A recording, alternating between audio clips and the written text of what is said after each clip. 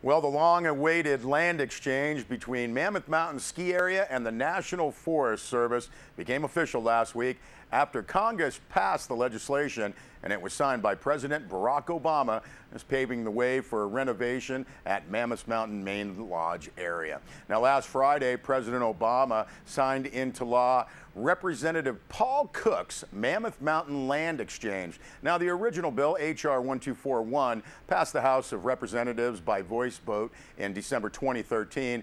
The measure was ultimately put into the National Defense Authorization Act, which was signed Friday. This according to a press release from Representative Paul Cook's office. Now, the land exchange allows the Mammoth Mountain Ski Area to obtain the 21 acres surrounding the Mammoth Mountain Inn. Now, this land is currently leased from the National Forest Service. In exchange, the National Forest Service would receive from the Mammoth Mountain Ski Area over 1,500 acres of valuable wilderness along with a monetary offset.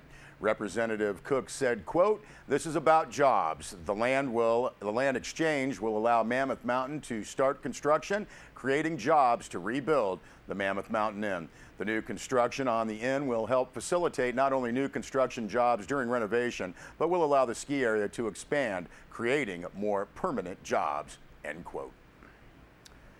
Well, Charles James filed this story for Sierra Wave Media.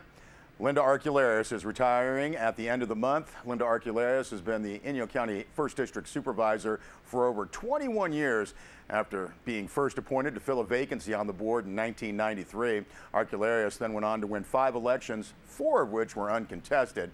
Not only is Arcularius one of only 5 women to have ever served on the board in Inyo County history, she is also one of the longest serving members. She leaves tremendous legacy, and it is truly the end of an era. Now, the Board of Supervisors meeting held last Tuesday was an emotional affair. It was the last regular public board meeting for Arcularius, as one tribute after another was made by members of the public, county employees and department heads, civic leaders, and the other county supervisors. Linda Arcularius had some difficulty maintaining her composure, her voice breaking and wiping away tears. But many others present were similarly affected as well. It was clear that Linda Arcularius, well liked and appreciated by many of those with whom she has served and worked with in the county. Now, the board's chairman, 3rd District Supervisor Rick Pucci, began the meeting by reading a county proclamation honoring Arcularius's long service to the people of Inyo County.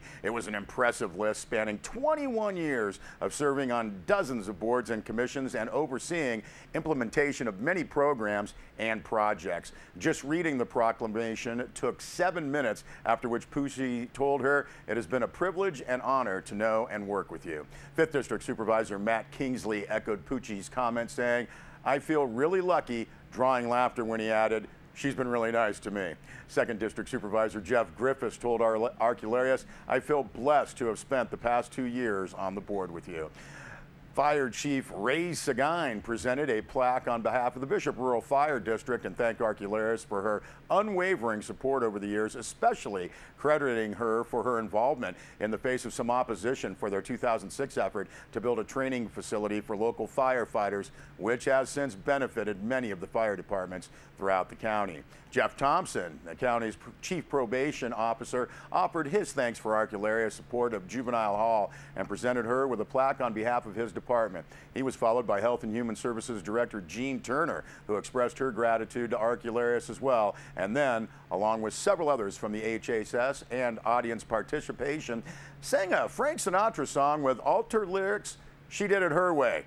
Charles James writes that many of those singing are planning on keeping their day jobs. When it was finally Linda Arcularius' turn to speak, she told the board that she had a gift for the county. "It has always bugged me that we did not have copies of our country's founding documents in our building," she said, unwrapping 3 large packages. She then presented the board with framed copies of the original Declaration of Independence, the U.S. Constitution, and Bill of Rights, which Arcularius hopes will be placed in a suitable location in the administration building.